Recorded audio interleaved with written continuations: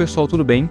Então, eu tô começando em mais um vídeo a fazer uma série baseada nesse livro aqui, Especulações Cinematográficas do Quentin Tarantino. É um livro onde o diretor, o Quentin Tarantino, fala um pouquinho sobre alguns filmes da década de 70, década de 80 que ele gosta, e não necessariamente ele analisa tudo no filme, mas faz algumas reflexões sobre o que ele acha interessante do filme. Às vezes tem alguns filmes que ele assistiu pela primeira vez. Eu acho que tem uma pegada bem parecida com o podcast que ele tem. Sim, o Tarantino tem um podcast. Acho que o podcast deu uma parada recentemente, chama The Video Archives Podcast. Video Archives era a videolocadora que ele trabalhava. Ele faz esse podcast junto com o parceiro dele, o Roger Avary. Se eu não me engano, a única parceria que eles têm foi que os dois escreveram Pulp Fiction juntos. Eu não gosto tanto de Pulp Fiction assim, se você comparar com outros filmes do Tarantino, mas eu também acho um filme legalzinho. E nesse caso, eu vou falar sobre as minhas próprias reflexões, baseadas nos filmes que ele falou aqui, porque a cada capítulo desse livro ele fala sobre um filme específico. Eu acho interessante também, da minha própria perspectiva, baseado no que o Tarantino também escreve aqui, eu falar sobre o que eu penso, assim, sobre como foi minha experiência assistindo esse filme. E bora lá. Na verdade, o primeiro capítulo desse livro, ele fala um pouco sobre a experiência dele no cinema quando ele era pequeno, a relação com o padrasto dele, com a mãe também, que gostavam de levar ele no cinema. E é bem engraçado, porque o Tarantino, ele, além de ser bom diretor, é um bom escritor, e ele sempre fala dessa perspectiva da infância dele, de como que ele via os filmes, de como que ele já estava meio que enturmado a ver, ou tá, de certa maneira, em um núcleo mais adulto, desde pequeno. Isso influenciou também meio que a maturidade dele em relação a como ele vê os filmes, quando ele faz o filme, e a própria relação com a violência. Eu acho que a maioria dos filmes que ele comenta aqui trata de alguma forma de violência, de perseguição, de morte, da mesma maneira que ele retrata isso nos filmes dele, que tem bastante violência gráfica, bastante sangue, coisas do tipo. Ele também fala sobre as próprias reflexões ao assistir esse filme, de como que ele vê essa violência sendo tratada. O primeiro filme que eu vou falar brevemente aqui vai ser Bullitt, de 1968, estrelado por Steve McQueen. Steve McQueen foi um astro de cinema em crescente ascensão dos anos 70 e dos anos 80, mas acho que aqui no Brasil a gente não conhece muito, ou não valoriza muito o impacto cultural que Steve McQueen teve na sociedade tanto americana como mundial, em relação aos filmes que ele fez, principalmente como que a figura dele foi explorada assim no imaginário das pessoas. E porque depois desses astros de cinema, tal como o Steve McQueen, vieram mais os caras mais brutucos, tipo o Stallone, o Arnold Schwarzenegger, o Chuck Norris, que eu acho que são que o pessoal aqui no Brasil, principalmente, sei lá, da idade do meu pai, de uns 40, 50 anos, conhecem mais. Enquanto o Steve McQueen está uma geração acima, e talvez por isso a gente não saiba muito, não seja falado muito, desses caras um pouco mais magricelas, assim, mais de galãs bonitos de face, tal como Alain Delon também, que recentemente faleceu, e que performavam em certos filmes, porque Bullitt é um filme de policial, em que ele é um detetive. E eu vou citar algumas coisas que o Tarantino fala durante esse capítulo, deu aqui umas 15 páginas, falando do filme em si. Mas eu tava falando muito sobre essa figura do Steve McQueen, porque além de protagonizar o filme, ele, se não me engano, ele coproduziu também. Todo o filme foi escrito pra falar sobre esse detetive, que eu acho o apelido dele, eu não lembro bem, porque faz um tempo que eu assisti esse filme, que o apelido dele é Bullitt, ou ele faz parte de uma agência de detetive chamada Bullitt, ou algo assim, mas chamam ele de Bullitt, Só que a figura dele é muito forte nesse caso, Todo o roteiro foi construído a partir dele, e até a própria escalação do McQueen ajudou a o filme ser um sucesso, E eu vou falar um pouquinho agora do que ele escreve no livro. O material com que McQueen escolheu trabalhar era consistentemente de maior qualidade. Só que quem escolhia esse material de maior qualidade, quando o Steve McQueen estava fazendo esses filmes, o Tarantino fala que foi a Neil McQueen. Eu não sei muito bem como pronunciar o primeiro nome dela, mas é a esposa do Steve McQueen que ajudava a escolher os filmes que ele fazia, porque vinha um monte de propostas, para ele fazer os filmes, só que ela meio que filtrava o que ela achava mais interessante e lia as sinopses as premissas ou os argumentos dos filmes para ele, para que qual que ele gostar mais, daí ele ia fazer juntos, né? Ele ia atuar junto. Então sempre foi uma parte muito colaborativa entre a esposa e ele de processar os papéis, assim, porque o Tarantino também escreve que ele odiava ler, ler roteiro em si, que pra ele era muito entediante, né? Imagina, você ficar lendo roteiro, só que é um ato meio soberbo, né? Porque você tá procurando trabalho, você sempre vai querer o melhor. Só que ele sempre se via como um astro de cinema, né? Sempre tava se colocando meio que acima dos outros atores normais. Não é por pouco, porque ele fazia bastante sucesso e ele realmente achava que ele tinha essa persona, essa vontade, essa característica de ser mesmo um cara que chega em qualquer lugar, chega em qualquer set de filmagem e domina o espaço total, né? Todas as atenções são voltadas para ele. Então ele sabia disso desde o começo da carreira, e isso é bem interessante.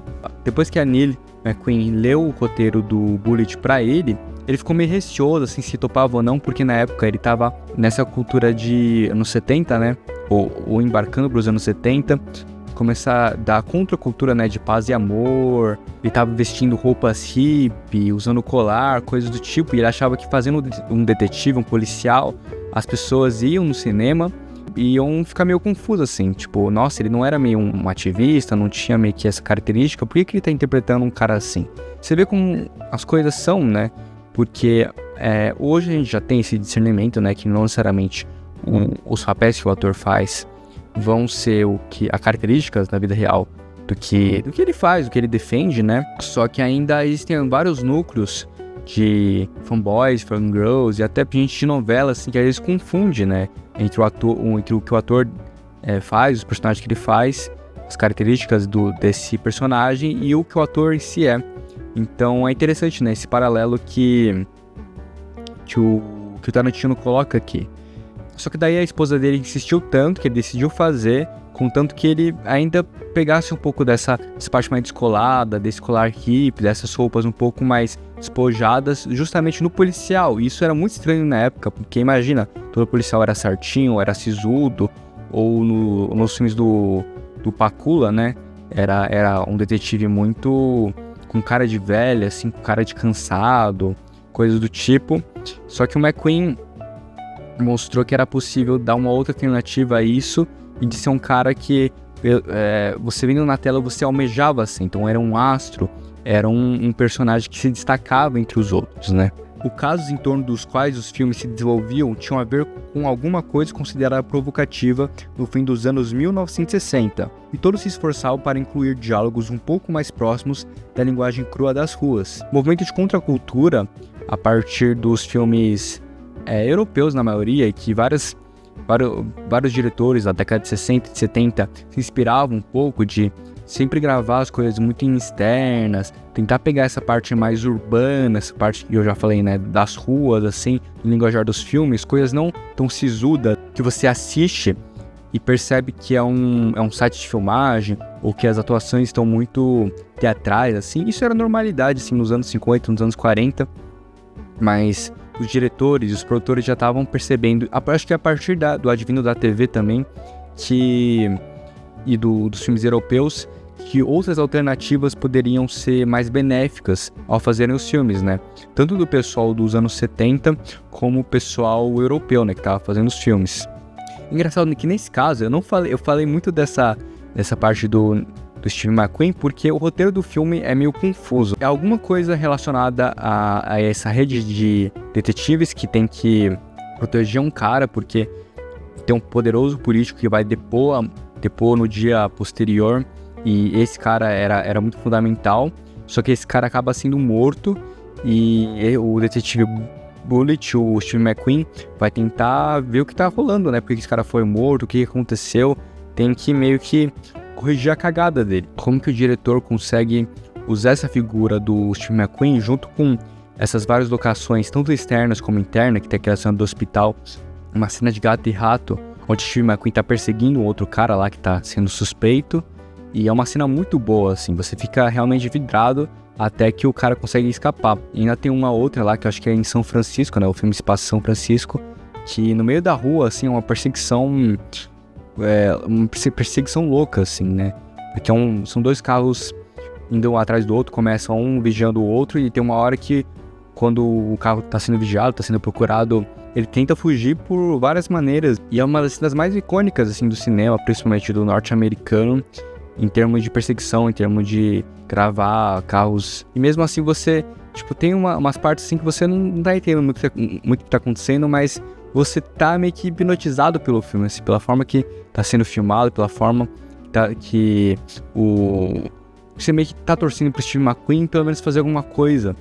E ele vai percorrendo, vai vendo as pistas, assim, mas mesmo assim ele sempre parece que tá muito frio, assim, no sentido não de não sentir emoção, mas não se abalar por nada que tá acontecendo. Normalmente, em outros filmes, né, mesmo da época, hoje em dia, o detetive, o policial, tá sempre aflito por alguma coisa, assim.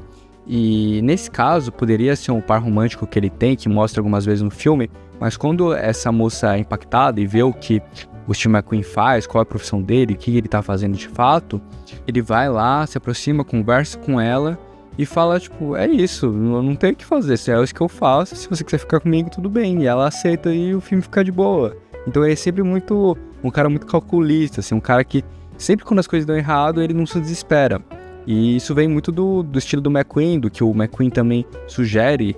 O Quentin Tarantino estava falando no livro também que teve algumas partes do filme que ele improvisava muitas cenas, que ele escrevia as coisas na hora ou um dia antes, porque ele achava que tinha muito diálogo, ele queria falar as coisas da forma dele. Então, sei lá, tem muita parte do que o diretor faz, ou dos outros técnicos, assim, que filmam e que estão vendo a melhor forma de contar essa história, de fotografar esse filme, só que esse filme específico, pelo que o Tarantino fala, e pelo que eu percebi também, deve muito ao Steve McQueen. Parece que hoje faltam muito esses filmes que dependem de um ator para funcionar. O ator tá muito conectado com o filme mesmo, desde da pré-produção até realmente saber como vão filmar e como que o personagem vai ser, como o personagem vai falar e como que o filme vai impactar as outras pessoas. Então, é realmente uma coisa que hoje em dia não se vê muito. E, sei lá, se você pegar um exemplo como Adão Negro, né, que, de certa forma, o Dwayne Johnson participou muito tanto da parte de marketing para produção, só que você não vê que é a mesma coisa, né? Você compara um ao outro e fala, meu Deus, parece que são projetos completamente diferentes, mas são propostas que são vistas muito como uma autoproclamação de si, né? Tipo, eu consigo, no caso do Dwayne Johnson, eu consigo mostrar que eu posso arrumar toda essa bagunça, né? Da casa DC Studios. Do Steve McQueen, eu posso fazer esse filme funcionar, eu quero que ele funcione do meu jeito. Não temos a menor ideia do que está acontecendo, mas os personagens na tela parecem saber, e não damos a mínima, porque é muito gostoso assistir tudo aquilo. Eu acho que o diretor chama Peter Yates, né? O que Yates acredita ser importante é a banda de jazz tocando no restaurante, o som da música, o clima descolado do ambiente, a atmosfera de São Francisco e os figurantes impecáveis que circundam McQueen e Bisset. Bisset meio que o ajudante, né, o assistente do McQueen nesse caso. Em termos narrativos, a cena não diz coisa alguma, mas nós curtimos mesmo assim. Era legal estar ali, no Coffee Cantata. Era legal ver McQueen e Bisset curtindo um ao outro em plena São Francisco. A cena não nos diz nada e ao mesmo tempo diz tudo. É essa relação que hoje em dia muita gente, até em filme independente ou filme de grande orçamento, as pessoas não gostam muito de gravar em externa, né? Gravar onde você tem que ter muito planejamento, assim, de como que vai estar o clima, do que vai acontecer de fato, de como usar as pessoas que estão na rua. E hoje em dia é muito mais fácil fazer tudo no estúdio, ou fazer em tela verde, né? Só que os filmes dos anos 70 faziam bastante isso, né? O Scorsese também, nos filmes dele, adorava fazer essas gravações externas na rua de Nova York. E é o caso aqui que tem muita cena externa, muita cena de perseguição, muita cena que usa figurantes que estão na rua mesmo, e que você sente meio que a cidade viva, você sente que a cidade também é uma parte do filme, né? E é interessante você perceber. Fala aqui nos comentários um filme recente, pode ser conhecido ou não, de streaming, ou que você assistiu no cinema, que tem essa pegada também, porque recentemente aqui, gravando vídeo, eu não consigo lembrar de quase nenhum.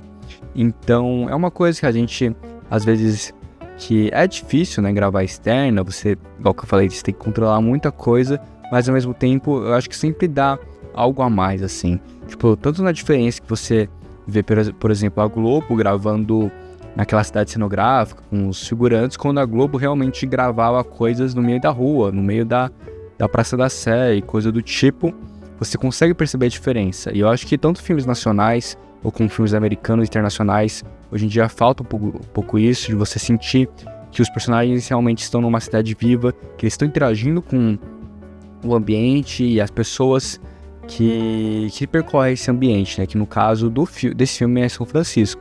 Então a minha conclusão, a partir desse capítulo, é que é um capítulo meio curto, assim, acho que tem umas 15, 20 páginas que ele fala um pouco sobre o filme, que era uma época onde estúdios tinham um pouco mais de fé nos filmes que ele produzia, anos 60, anos 70, que você podia ter ideias mais mirabolantes, que você podia juntar atores, juntar uma equipe e tentar fazer algo, usar várias coisas dessa contracultura, né, pra basear o filme e pra usar outras coisas do gênero, pra misturar tudo, assim. Eu acho que os estúdios, em geral, tinham mais confiança nas pessoas, confiança no que iam fazer, e as pessoas mutuamente tinham essa confiança com os estúdios, né. Era talvez uma época onde as pessoas tinham esses contratos, digamos, sociais, contratos mais invisíveis, de uma forma um pouco mais idealizadora. Todo mundo queria fazer algo diferente, mas meio que favorecer as outras pessoas ou inspirar as outras pessoas a fazerem mais coisas diferentes.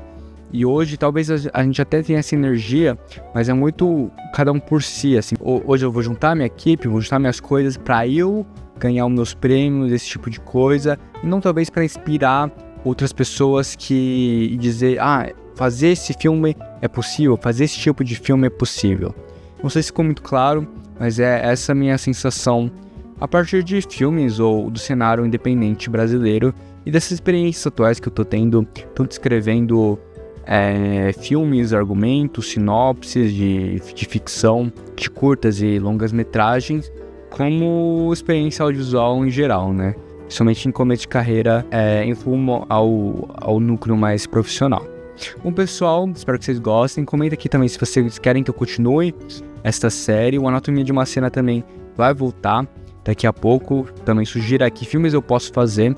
Tem aqui as recomendações de outros filmes que eu recentemente produzi. E é um livro bem interessante, assim. Se você gosta do Tarantino, se você gosta de saber a opinião dele sobre outros filmes mais antigos, eu acho que é bem importante. Bom, obrigado por assistir. Até a próxima.